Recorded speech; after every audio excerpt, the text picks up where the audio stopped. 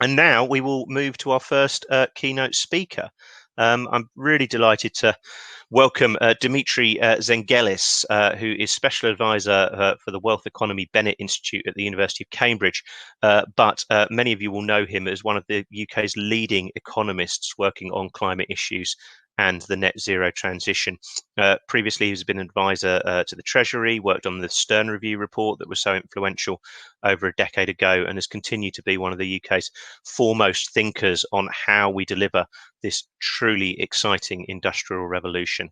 I'm going to hand over to Dimitri now, hoping the video handover is as seamless as possible. Please, there he is. It seems to be working. Hi, Dimitri. Good to see you there. Dimitri, I think the floor is yours for seven to 10 minutes or so, and then we'll come back for some questions and the next speaker. I will disappear for a minute. Lovely. Thank you very, very much, James. And hopefully this is working. If you're just watching my lips move and you can't hear anything, I take it as given that you will let me know. So I will plow on. I've just come this morning from launching our Aldersgate report on, which is a kind of a blueprint, if you like, for a resilient, inclusive and sustainable stimulus that can be adopted in the UK and worldwide. It's fairly detailed. There are lots of moving parts, but the idea is that the report presents a coherent whole, which can galvanize investors to with confidence invest in the necessary sectors to expand the economy. It's also covered in that venerable publication Business Green, if you want to check out a blog by Nick Mulhoe this morning. And I mentioned credibility, I mentioned expectations. There's been a lot of invocation of FDR and of confidence and the importance of steering expectations to get us out of the world out of recession and to generate a sustainable and inclusive and resilient path. And we argue that this requires framing a credible vision of the benefits of a government-led sustainable recovery.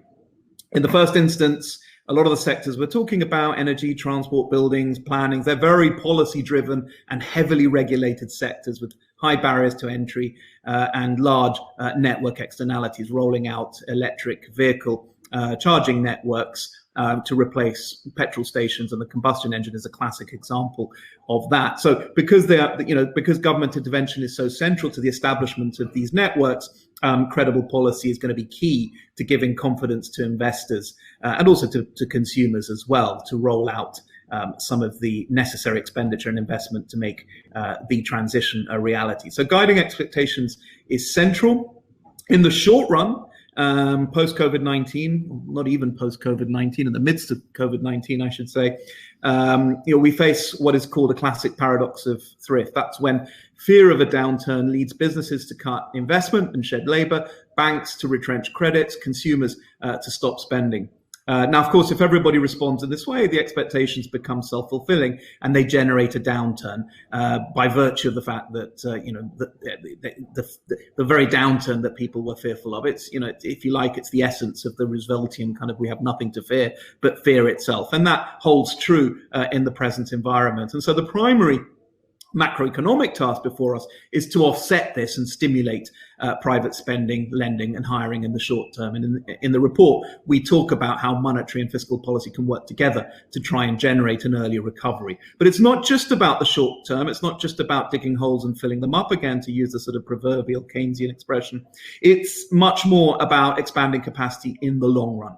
And that means stimulating investment in complementary productive assets to crowd in productive capacity. And we talk about the multipliers associated with that in the report. And I'll come on to that in a second. But what we find is, against this framing, sustainable, resilient, inclusive investments have some very appealing short and long run characteristics in a recession.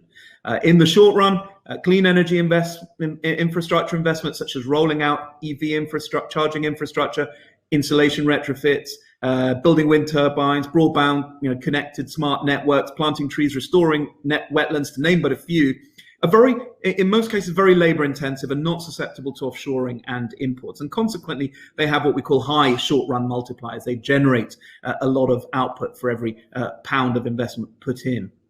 But in the long run, economic multipliers are also high because the operation and maintenance of many of these more productive renewable technologies makes them less labor intensive. In other words, the opposite, they become more productive, and then the energy cost savings are then passed on to the wider economy. There's a lot of evidence of that, which we outline in the report. And the sheer scale of the low carbon transition means that you get a lot of these network effects, scale economies in production and discovery, which are so large that we invariably underpredict the scope for productivity augmenting clean innovation.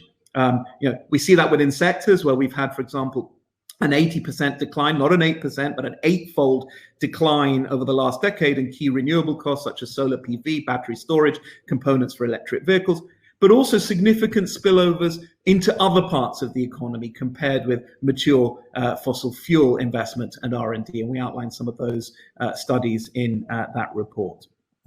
So this means investing in assets that have, there's also, of course, by the way, these non-trivial co-benefits that emanate from a lot of these investments, including things like tackling pollution. Electric vehicles play a big role in that. Congestion, maybe smart autonomous vehicles, ill health, inefficiency, and so on. These are outlined by reports such as the New Climate Economy report, which came out a few years ago. This means investing in assets such as social capital and natural capital. It's not just about physical or produced capital, although that's crucial. You don't want public or private sector money propping up things like fossil fuel intensive assets with limited productivity potential. But it's also about investment in human capital, ensuring that you have the skills and jobs for the 21st century, retooling, reskilling workers to enable them to participate in the new economy, not just renewables and low carbon, but also all the other secular changes associated with the fourth industrial revolution, big data, AI, automation, nanotechnologies, and so on. So, the UK's comparative advantage clearly is associated with these new technologies, and the connected autonomous vehicle sector is an important part of that. There's evidence to suggest that the UK has a comparative advantage, particularly in the connectivity side rather than the powertrain technology side of electric vehicles, but that's something for you experts to discuss. And clearly the UK chemical sector may be well placed to increase demand, to respond to increasing demand for EV batteries. There's evidence to suggest that the development and commercialization of autonomous vehicles in firms like Oxbotica, which come out of spin-offs from UK university-related R&D, like at Cambridge, for example, in Cambridge and Oxford, are good examples of directing innovation towards what we're already good at. So innovation tends to build on innovation. There's a lot of path dependency, so it's important that we focus on the clusters that the UK already excels at. The Midlands, for example, are home to significant EV innovation already. Firms like Jaguar Land Rover have their base there. There are clusters of government, industry and research bodies working together. For example, the Advanced Propulsion Centre, which includes the University of Warwick and Bayes and others. And in order to stimulate growth in these important innovation clusters, we recommend in our report supportive and credible policies, things like clean R&D support and mission-led innovation, investment in accessible EV charging networks, pushing forward the vision for the EV rapid charge network that the government announced on May the 14th, moving forward with smart charging equipments under the Automated and Electric Vehicles Act of 2018, the associated upgrades that are required to the electricity grid and the investment in smart demand management, and following the bans that we've seen on the sale of new hybrid and petrol cars planned from 2035, we also suggest that the sale of petrol and diesel vehicles should be phased out by around 2030. And I will end, and this is where I put my hands in the fate of technologies, by trying to share my screen with a single chart. Bear with me 1 second. Yeah, as usual, this is not as easy as I thought. I will try it one more time.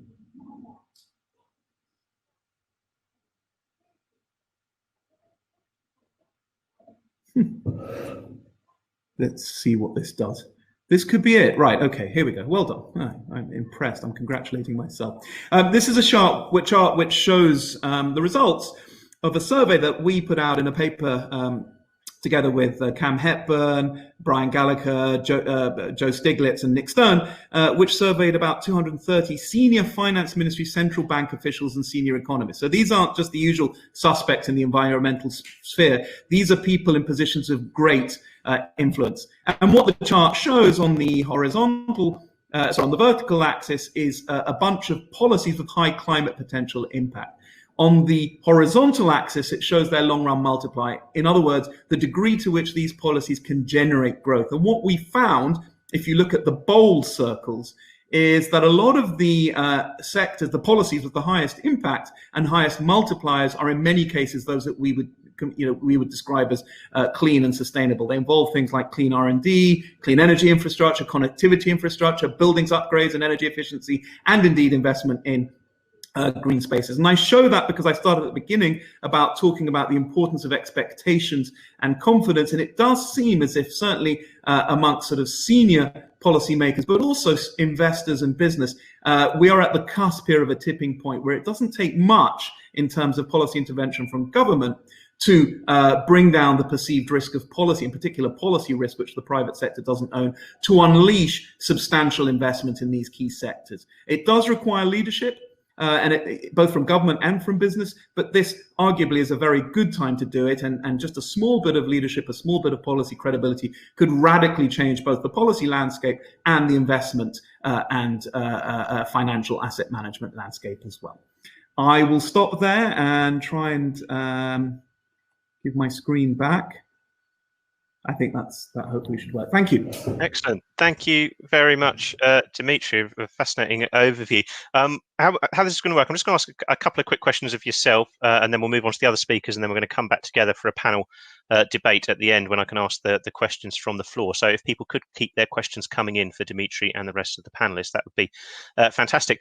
Just one quick question for yourself on this. I mean, given that the scale of the opportunity that you've sketched out, are you concerned at all that the UK could risk missing out on that opportunity a little? Obviously, it's a very competitive environment, and the auto industry, more so than most, has massive sort of international competitiveness issues.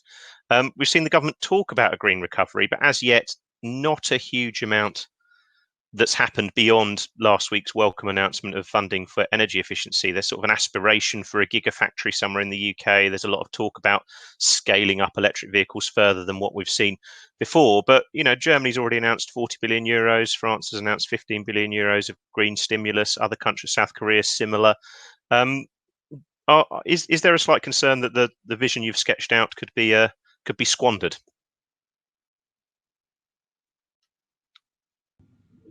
Absolutely. I mean, it's a central concern. I mean, there has been a change in the perception of risk. It used to be the case that a lot of these renewable investments were seen as somewhat exotic, somewhat risky, and that the real reliable returns came from investing in the things that we've always invested in other words, the industries of the 20th century, big oil, fossil fuel infrastructure, related infrastructure, etc. They did well in the past, the assets performed well, dividends were high, and so on. I think investors are now seeing that risk is changing dramatically. They're seeing the risk of devalued and stranded assets in sectors which won't play a prominent role in the 21st century. And in terms of competitiveness, which you talk about, that has led to, rather than a race to the bottom, how do we protect our carbon intensive industries from higher costs associated with green policies, to a race to the top. How do we develop our comparative advantage in generating, the businesses, but not just the businesses, and a whole array of assets, as I've said already, the skills, the technologies, the processes, and also the institutions that will put the UK at the forefront of developing the technologies which are likely to be, and the businesses, and indeed the services, by the way. This isn't just about widgets, it's about engineering, it's about design, it's about finance, things that the service sector also excels at. How will the UK take advantage of what is likely to be the fastest growing markets in the world? These markets are going to be low carbon and they're going to be resource constrained. So on the one hand, it's how do we manage and hedge against the risk of having stranded assets in infrastructure and assets that are high carbon and need to be retrofitted and replaced, whilst at the same time repurposing our economy and taking advantage of the opportunities that the low carbon transition affords us. Excellent. Excellent. Thank you very much, Dimitri, and we'll have you back very shortly for the panel discussion. So our next speaker, we're delighted to welcome Sir John Armitt, CBE, who many of you will of course know as Chair of the National Infrastructure Commission. Sir John is one of the UK's most respected engineers and has worked in many roles across the sector, including, of course, within the transport sector. He's currently chair of National Express Group, but of course previously was chief executive of Railtrack, Network Rail, and was involved in the Olympic Delivery Authority as well. He has been a long-standing advocate of the net zero transition through the work that the National Infrastructure Commission has done to recommend many of the projects that we need to deliver on those goals. So, Sir John, I believe you're with us now, and the floor is yours for the next 7 minutes or so. Over to you. Oh, thank you, James, and good morning, everyone. Perhaps I could start by giving you an introduction particularly to people on the call, to exactly what the National Infrastructure Commission is and does. We were established 5 years ago, 2015, with cross-party support, and our role is to provide expert, independent advice to the government of the day, but always looking at the long term. We're there to provide informed advice on how the UK should be preparing to meet the big challenges beyond the current political cycle. So we're looking 20 to 30 years ahead and seeking to build a broad consensus around our recommendations. I emphasize we don't make decisions, we make recommendations. We're currently an executive agency of the Treasury. There are 7 commissioners, plus myself, and a staff of around 40. Over the last 4 years, we've undertaken a number of specific studies on topics agreed with government, spanning everything from the future of freight transport, improving access to better mobile broadband, the use of data, whether our regulatory system is fit for purpose, most recently resilience, and we're currently preparing a report for government on the interface and the best way to interface HS2 with the plans for Northern Powerhouse Rail and the Midland Rail links. One of our founding goals is to encourage longer-term planning and cross-sector cooperation. It's not just about projects, it's very much about infrastructure policy. Every 5 years, we have to provide a national infrastructure assessment, which sets out the Commission's assessment of the long-term infrastructure needs.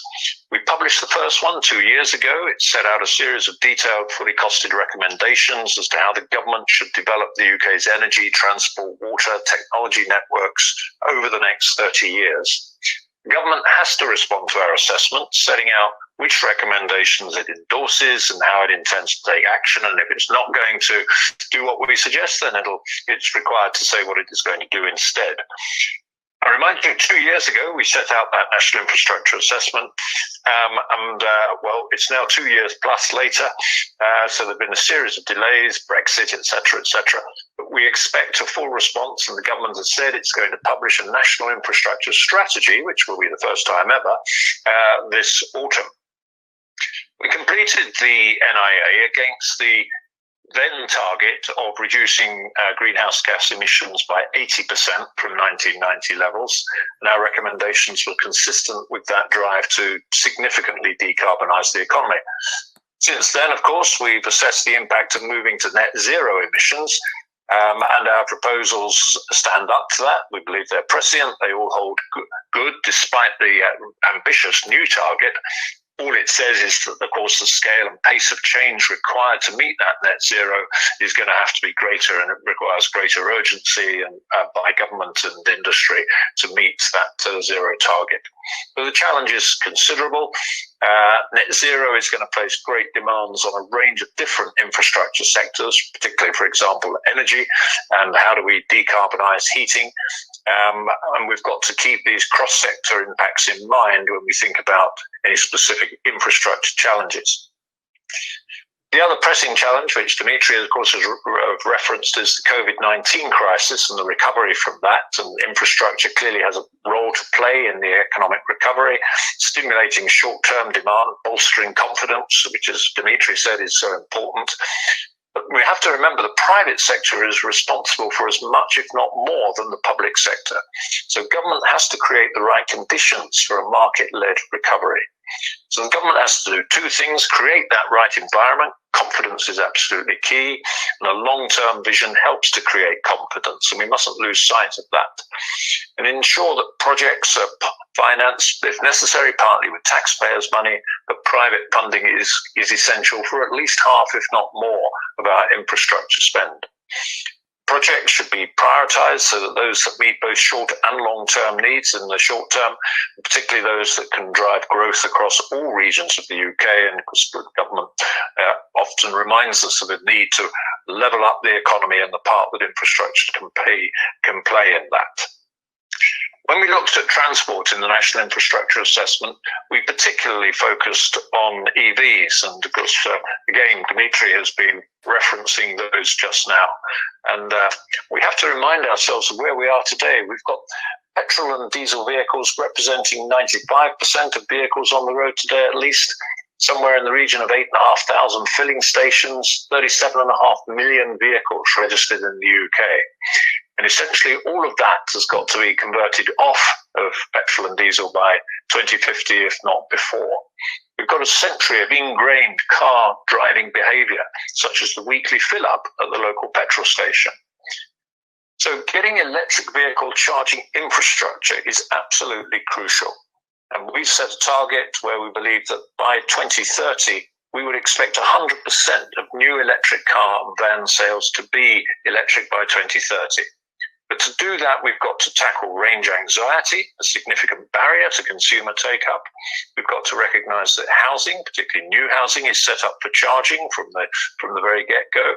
And we've got to recognise we're going to have to retrofit with creative solutions for cities and multi-occupancy buildings.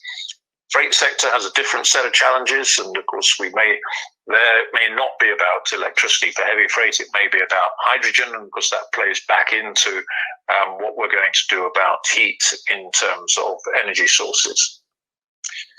Now, drivers today don't need to think or plan ahead. They just sort of drive in whenever we feel like it to a petrol station. But EV drivers are going to have to think differently. And this is going to be as much about behaviours as anything else. But we do need to reach a level of confidence in our electric vehicle charging infrastructure so that it's just second nature to charge up, rather like we do our mobile phones on a daily basis. So we set out a number of recommendations to government to deliver that needed infrastructure.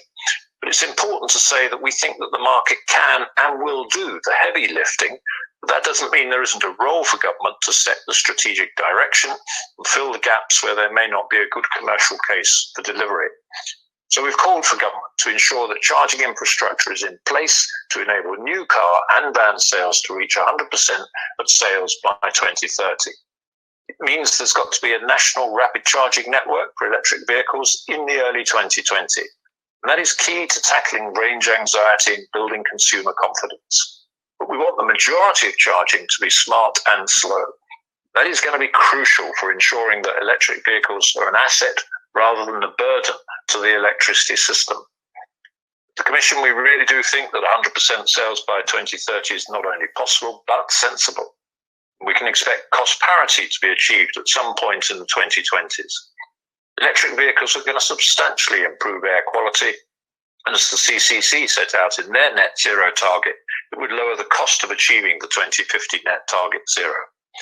But we need action to make it a reality, and to set direction and provide a comprehensive rapid charging network. Government is going to have to subsidise by 2022 probably the provision of rapid charge points in rural and remote areas where the market will not deliver in the short term. So it means creating a core network as soon as possible to address the legitimate range anxiety question and facilitate a fast uptake. It means prioritising these hard-to-reach areas. It means ensuring that there are rapid chargers in towns currently not served by a rapid charger. It's especially going to be the case in rural areas where it's unlikely the market will deliver. In towns and cities, we can be more confident the market will meet the emerging demand. This isn't just an issue for central government, but local authorities have a part to play in the way they handle their planning applications. For example, ensuring that whenever a new car park is built for a supermarket, there are charge points made.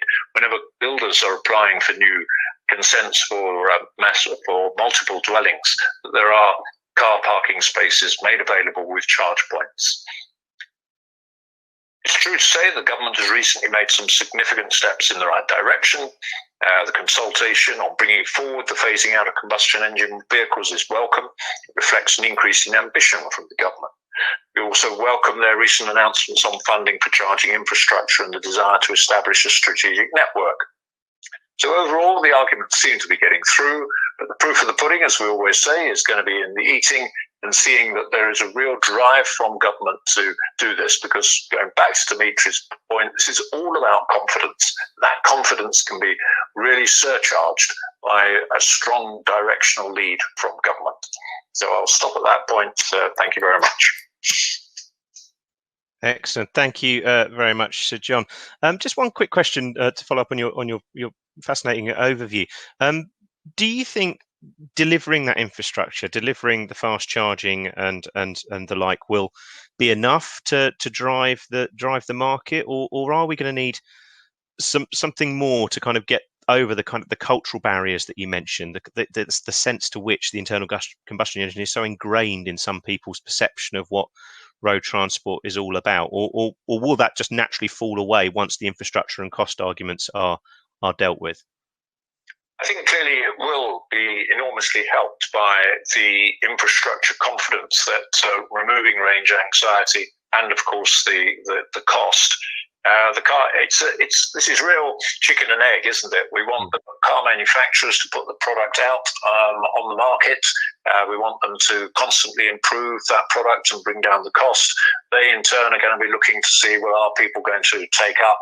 There's been talk about government possibly having to provide grants for people to trade in their current vehicle. We can see there's going to be a problem of second-hand values of diesel and electric falling. So there are a whole series of factors here which I believe you just cannot leave the market to solve alone. It is going to require significant government intervention. It's going to require almost a public education program, which could go on for 2 or 3 years at least, as we make this sort of change. And it comes back to zero carbon generally. This isn't just going to happen. It's going to require strong leadership and direction and a consistency of leadership, not sort of falling away the moment the going gets tough. Yeah, absolutely. A compelling message. Thank you very much to Sir John Armitt, who will be joining us a little later for the panel discussion. Next up, we have Caroline Russell, who is spokesperson on all issues local transport related for the Green Party, and of course, one of the Green Party's representatives on the London Assembly. Caroline, the floor is yours for the next 7 minutes or so. Thank you. Thank you very much, and good morning, everyone. We have been living through a massive and ongoing public health crisis since earlier this year, which has kept us all at home for months, stopped us meeting in person today, and drastically changed all our everyday activities with the need to keep physically apart to protect our health.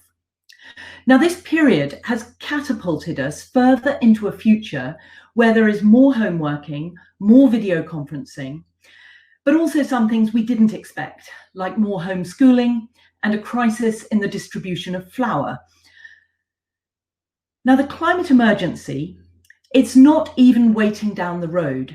It's actually at our door, and we do have to tackle it right now.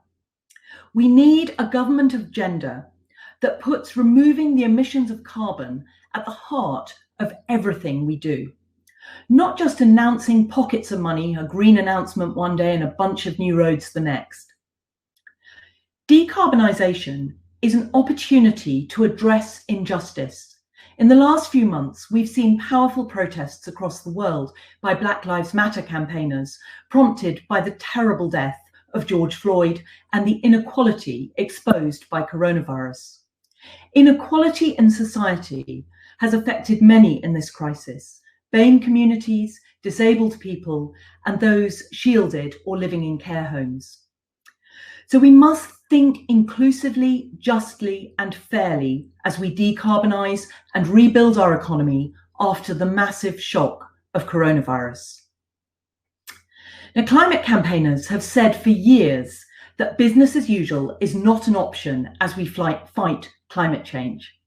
And now coronavirus has forced our hand. Cities will have to change. Fares income has collapsed since lockdown. Public transport operators, including Transport for London, despite having sizable reserves, have needed government support. The ongoing need for physical distancing, with reduced capacity on public transport and lift capacity limiting access to buildings, means the whole model of daily flows of workers into city centres is broken. It also means massively reduced footfall for city centre businesses. I cycled through the City of London last week. It was extraordinarily quiet, and most of the sandwich shops, dentists, barbers and hairdressers that depend on those daily flows of office workers were still closed. We've adapted, and although homeschooling isn't that easy when you're on a call with your office, and working a job from the same room you sleep in isn't what any of us had planned, we have found ways through, and by travelling less, many of us are living more local and slightly less frantic lives. The months of lockdown left us with cleaner air and quieter skies. You could even wake up to birdsong, even in the heart of a city. And maybe we can keep some of that. Now, of course, the streets haven't been empty. Small businesses have adapted and kept trading, serving their local communities, queuing safely 2 meters apart throughout the crisis. And home delivery services have been flourishing, both conventional vans and cycle couriers. And in the quietest days of lockdown, the streets were filled with people of all ages, from babies to grandparents on bikes. Now, interestingly, the government has shown it is possible to react very quickly on local transport. They took money already allocated to walking and cycling, suggesting it be used for temporary measures. Many councils have taken this opportunity to create low traffic neighbourhoods to prevent traffic cutting through residential areas, school streets, removing traffic outside schools when they open and close, pop-up bike lanes on main roads, providing missing links on cycle networks, and space for physical distancing on high streets. This started with space for queuing outside shops and is now turning into space for seating for cafes and bars. Now, if done well, the street space measures in London will support 15-minute neighbourhoods, which is my main policy proposal today. That's places you can live where all you need for daily life is accessible within a 15-minute walk of your home. And with less traffic-dominated streets, there's more space for things like planters and parklets in parking bays, a real boost to biodiversity where people don't have a garden to unwind. Now, the way we use cities is going to fundamentally change. Rather than seeing flows of people into the centre of London every day, we're going to see much more life and activity in the more dormitory-like villages pepper-potted throughout London, places where until recently many people only expected to live and not to work. For 15-minute neighbourhoods to work well, our streets need to be less traffic-dominated and more inclusive. It should be easy to get around in a wheelchair or to reach the park on a mobility scooter. And enabling everyone to be more active should be a public health priority. This means rethinking car use, a move away from car ownership and in cities and towards access to a car only for the journeys it's really needed for. And as we decarbonise, we shouldn't assume that every existing internal combustion engined car will be replaced with an EV. Many should be replaced by e-bikes, along with access to shared car use and public transport. Again, that's in cities. I'm obviously not referring to rural areas. With public transport capacity reduced for the foreseeable future to a fraction of normal capacity, it's vital our streets work for walking and cycling to avoid a car-led recovery bringing worsened congestion, air pollution and road danger to our city. Which brings me to another key policy to making future transport resilient, low carbon and livable, which is smart, fair, privacy-friendly road pricing, where people pay a fee related to their distance travelled and emissions produced. It is high time that we move to this modern and sophisticated approach to traffic reduction across London and possibly other cities too. Business, think tanks, councils all know this needs to happen. And as TfL repairs its finances and builds a new budget, it's important that we review every planned investment, which brings me to my third linked policy. We should conduct a strict review of all infrastructure investment with cancellation of any projects that don't reduce carbon emissions. I'm thinking of the Lower Thames Crossing and the Silvertown Tunnel in London, for example. Now, the problem for emissions is mainly what is on the roads, not how many roads there are. We should be speeding up measures to reduce traffic, change remaining vehicles to EV, and to provide routes that enable walking and cycling. So I want to close by bringing some threads back together. This has been a hugely disruptive period, but we can't go back to where we were in January. We're going to see change to society and to our own lives, and on a scale that many of us have never seen before. And that change must improve the quality of everyone's lives, safeguard the environment, and keep us all safer in this new challenging world. So we've sampled some change. Let's grasp it properly and make those changes work for us and for the planet. Thank you. Excellent. Thank you very much, Caroline, for a great overview. Just one quick question for yourself. The 15-minute community or vision that's definitely gaining some traction currently and seems to be, obviously has a lot to recommend it. There's obviously a very good chance, or certainly a reasonable chance, that will become entrenched, and we'll certainly start to see it in more places as home working potentially does become more entrenched. Given the audience here, many of them will be working for kind of transport companies, automotive companies, how do you think, what would your advice be to them into how they respond to what would, if it maps out as you're envisaging, mean significant fall in demand for vehicles? We would just not need vehicles as much. What would be your message to them?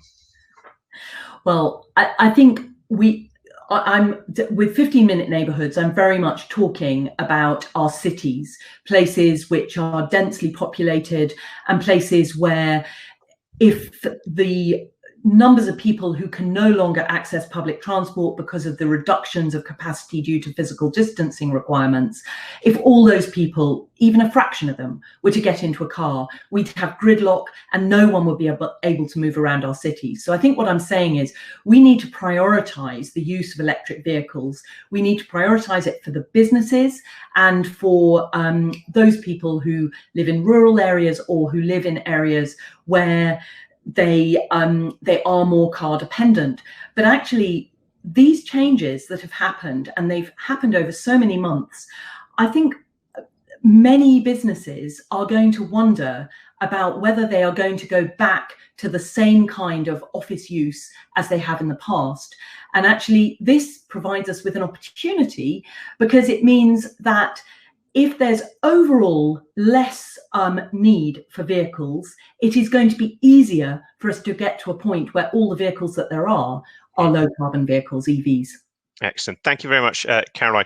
As our one politician represented on the panel so far, Caroline has agreed to some polling. So we have the opportunity for you to express your views on three questions here about 15-minute neighbourhoods and the move towards road pricing and generally smarter infrastructure investments. So please do vote, everyone, and we'll get a sense of where the audience stands on some of these policy prescriptions.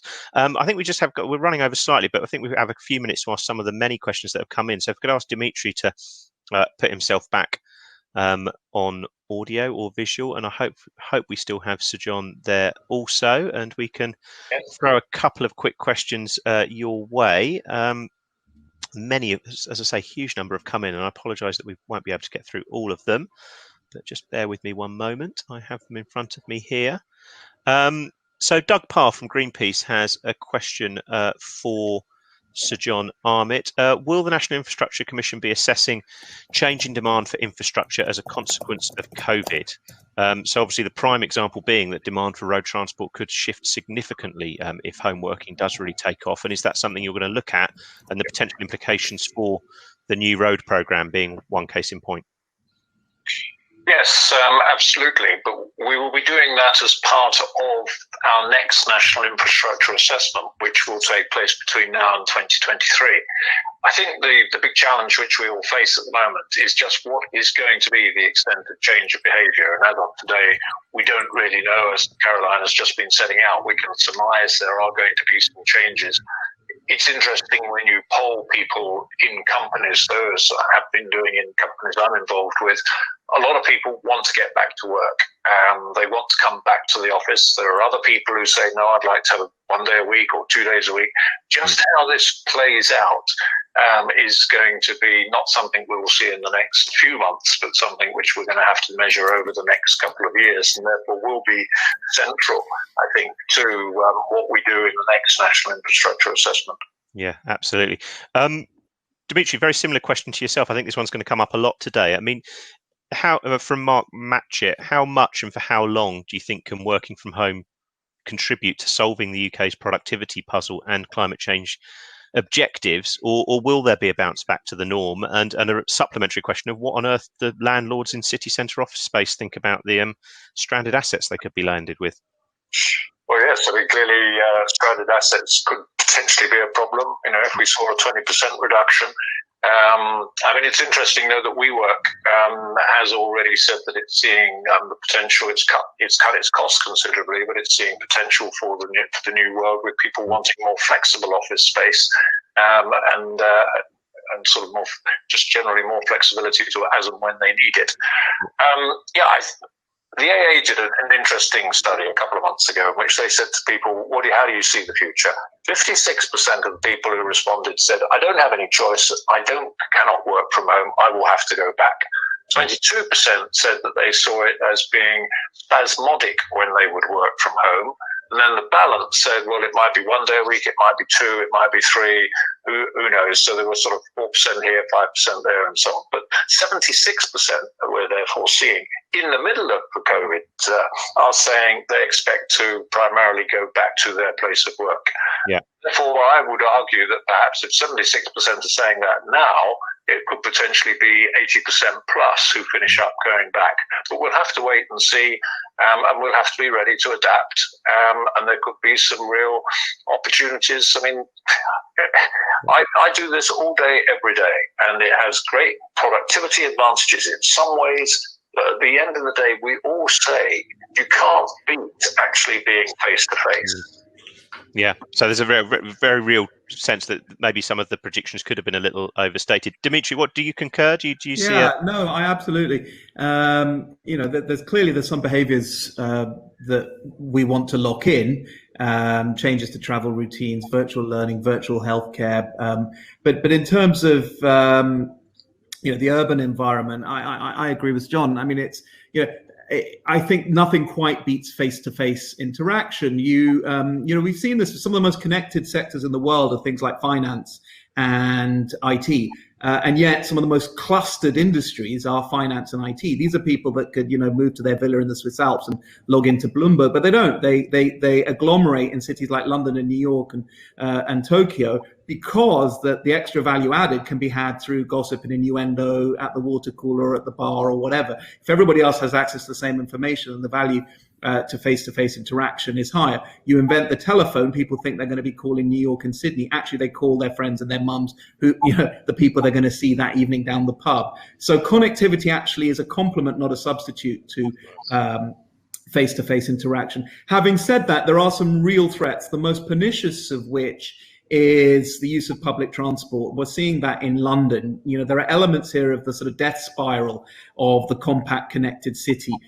So, for example, fewer people are using public transport. That means revenues from public transport go down. If the reaction then is to suspend modernization and upgrades, then trains become even more crowded, they become even less attractive, and people substitute to driving cars, often on their own. And that, of course, means that revenues go down even further, and so on. So, to some extent, COVID-19 really is the enemy of agglomeration, which is the things that make cities innovative and thriving and compelling places to live. And if we don't have compact connected cities, and if we don't have public transport, pedestrianization, cycling facilities, Caroline's 15 minutes sort of access, then I think we're really going to struggle to meet our carbon and resource targets. Yeah, absolutely. Thank you, Dimitri. Just got a couple more quick questions I want to get through. Caroline, David Tyfield has asked, how does that 15-minute neighbourhood work in smaller cities? And the UK mostly has smaller cities with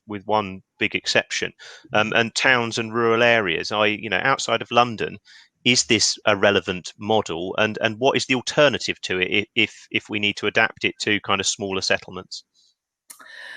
Well, I think that, everyone living across the country, whether they're in a big city or a smaller city or in a rural village, has been adhering to the lockdown. Now, we don't know how long this is going to go on for. We don't know whether there's going to be a second peak in the winter. We fear there will be.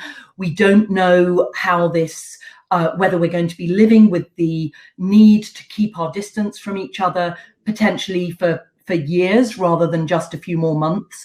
Now, if we're talking about a longer period of time, then we actually have to adapt. We have to make it so that we don't need to travel so much. I think the point that was being made by Dimitri about the public transport funding model being completely broken by what's just happened. We've seen use of public transport in London has gone right down to a tiny fraction of normal, which has actually almost made Transport for London bankrupt and dependent on a government bailout. So we have to start thinking about the public good that is provided by public transport. We have to make sure that even if public transport is being used by fewer people, that we continue to provide it. And we need to make sure that wherever it's possible, people can avoid driving, so that we make sure that our roads work for people who are walking and cycling, and that we need to redesign our cities a bit so that it actually works to these new circumstances we find ourselves in. Yeah, excellent. Thank you. Just one last question from Andrew English at the Daily Telegraph for Sir John. Just he's asked how much green hydrogen supply is playing a part in your infrastructure planning. There's obviously a bit of a moment happening in the hydrogen sector with lots of people talking it up. Do you see it playing a role or a growing role? I see it as being an essential decision. Where we are at the moment on hydrogen is that we don't have a large-scale manufacturing capability. It could come from carbon capture storage, potentially most likely, systems, or it could come from electrolysis and using spare electricity from renewables.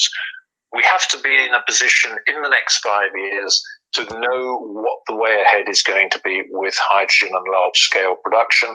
We have been urging government that we have to have large-scale pilot projects taking place in order to be able to make that decision by the mid-2020s as to whether hydrogen is really going to be viable both for heating and transport. If we don't do that, if we aren't there, then in fact zero carbon is not going to be an option. Or we'll have to go down the line of heat pumps as an alternative, particularly in heating, and that doesn't solve the use of hydrogen in transport.